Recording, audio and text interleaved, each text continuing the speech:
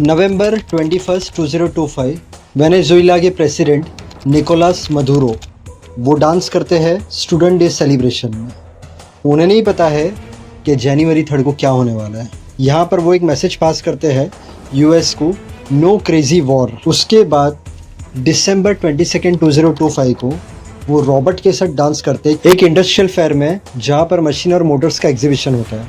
अब वहाँ पर भी वो मैसेज देते हैं यूएस को, merry Christmas, no to war, don't worry, be happy. अब 30 दिसंबर 2025 तब भी इनॉग्रेशन होता है न्यू स्कूल का।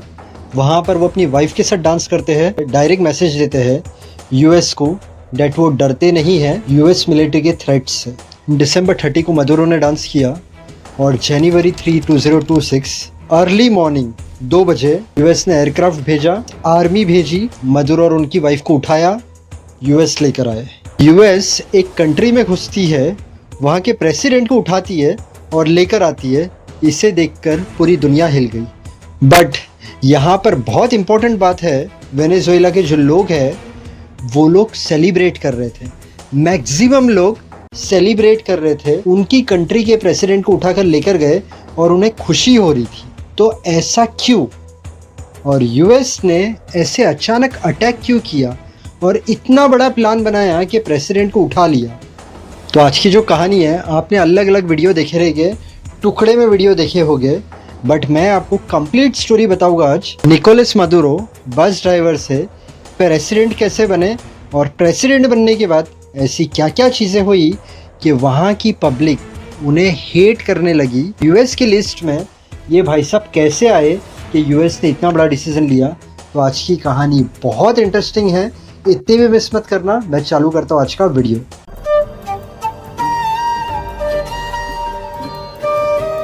वेनेजुएला कंट्री लोकेटेड है northern coast of South America. Maduro born होते हैं नवंबर 23, 1962 वेनेजुएला। अब बड़े होने के बाद वो शुरू करते अपना कैरियर एज बस ड्राइवर इन लेट 1980s। उसके बाद वो यूनियन लीडर बनते हैं बस ड्राइवर्स के। उनके हक के लिए वो बातें करते हैं बॉसेस से, गवर्नमेंट से। अब मदुरो जब बस ड्राइवर था तब प्रेसिडेंट थे राफेल काल्डेरा। अब मदुरो भाई साहब का कांटेक्ट होता है यूगो शावेज से। ये कौन? ये थे एक आर्मी ऑफिसर जिन्हें पॉलिटिक्स में आना था, जिन्हें प्रेसिडेंट बनना था। अब मदुरो ने इनकी हेल्प की प्रेसिडेंट बनने के लिए। राफेल के बाद प्रेसिडेंट बनते हैं यूगो शावेज। वो प्रेसिडेंट बने तो मदुरो की एंट्री हो गई पॉलिटिक्स में। अब यूगो की हेल्प से सबसे पहले मदुरो बनते हैं लॉ मेकर, उसके बाद head of National Assembly, then foreign minister और उसके बाद वाइस प्रेसिडेंट।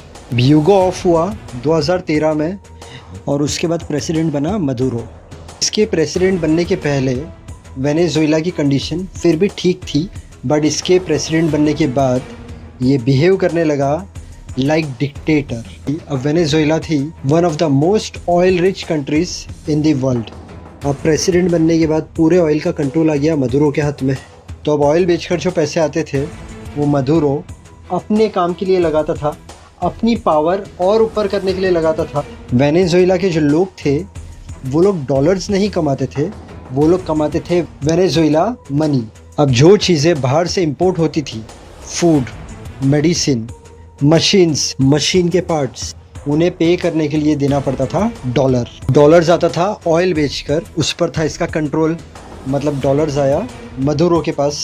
तो अब मदुरो डिसाइड करता था कि डॉलर किसे देना है, क्या एक्सचेंज रेट में देना है, कौन इंपोर्ट कर सकता है, मतलब इंपोर्ट पर भी उसका कंट्रोल था। और इसका रिजल्ट ये आता है, वहाँ की इकोनॉमी गिर जाती है क्योंकि बहुत से शॉप अब्रॉड से माल नहीं खरीद पा रहे हैं, फार्मेसीज मेडिसिन नहीं मंगा पा रही है अब्रॉड से, फैक्ट्रीज अपने मशीन के पार्ट्स, मशीन्स नहीं मंगा पा रहे अब्रॉड से। सिर्फ मदुरो की गवर्नमेंट जिसे अप्रूव करेगी वही ये सब चीज़ें कर सकते हैं। इससे लोग बहुत गरीब होने लगे, खाने से लेके दवाई तक की तकलीफ होने लगी। जनता उतरी सड़कों पर, मदुरो ने भेजी पुलिस और पब्लिक को अरेस्ट किया गया, मारा गया। अब मदुरो ने लोगों की बद्दुआ तो ले ली थी। 18 में होता है री इलेक्शन, मदुरो फिर से न्यू टर्म प्रेसिडेंट बनता है। यूएस ये बात को मानता नहीं है।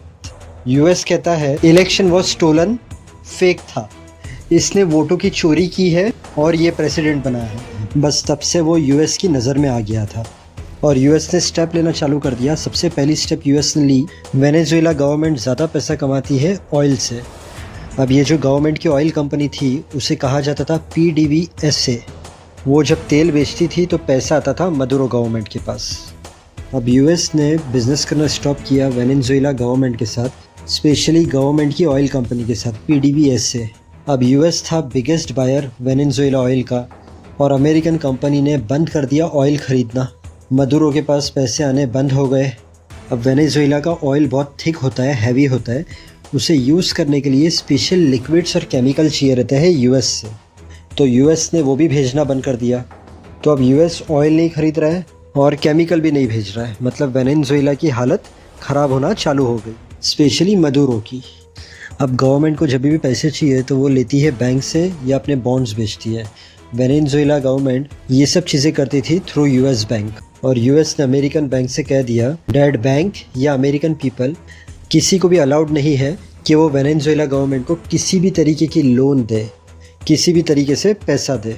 तो अब वेनेजुएला गवर्नमेंट नई लोन नहीं ले सकती है, अपने बॉन्ड्स नहीं बेच सकती है, और जो उनकी उधारी है वो डीले नहीं कर सकती है। तो यूएस पूरी तरीके से वेनेजुएला के हाथ पैर तोड़ रही थी।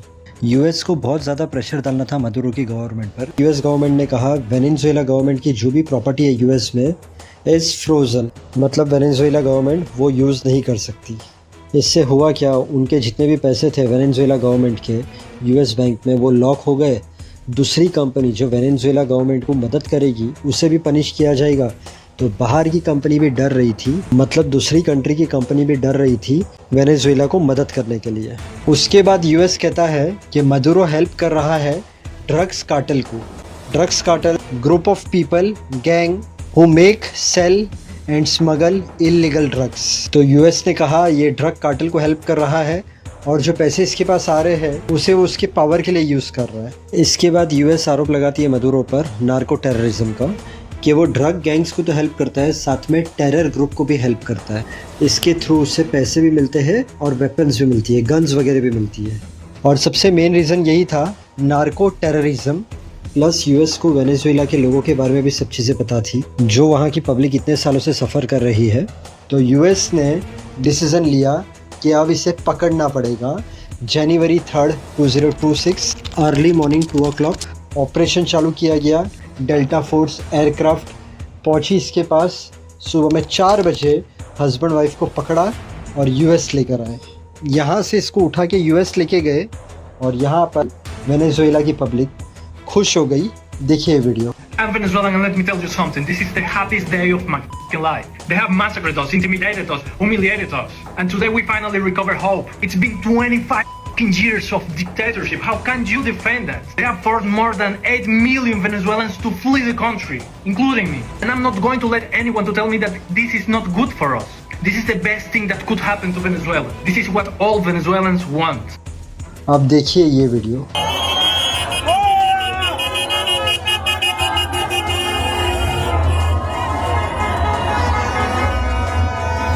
जनवरी 3 को इन दोनों को उठाया, न्यूयॉर्क लेकर आए।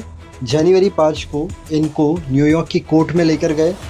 कोर्ट में चार्जेस रीड किए गए, narco terrorism, cocaine trafficking, using heavy weapons, planning to use those weapons. Maduro ने कहा मैं बेकसूर हूँ। जज ने कहा नो बेल और ऑर्डर दिया Maduro must stay in jail. Court ने नेक्स्ट डेट दी अगली सुनवाई की 17 मार्च 2026। अगर आप पहली बार आए हो मेरे चैनल पर तो मेरे चैनल पर ऐसी सच्ची कहानी आपको मिलेगी।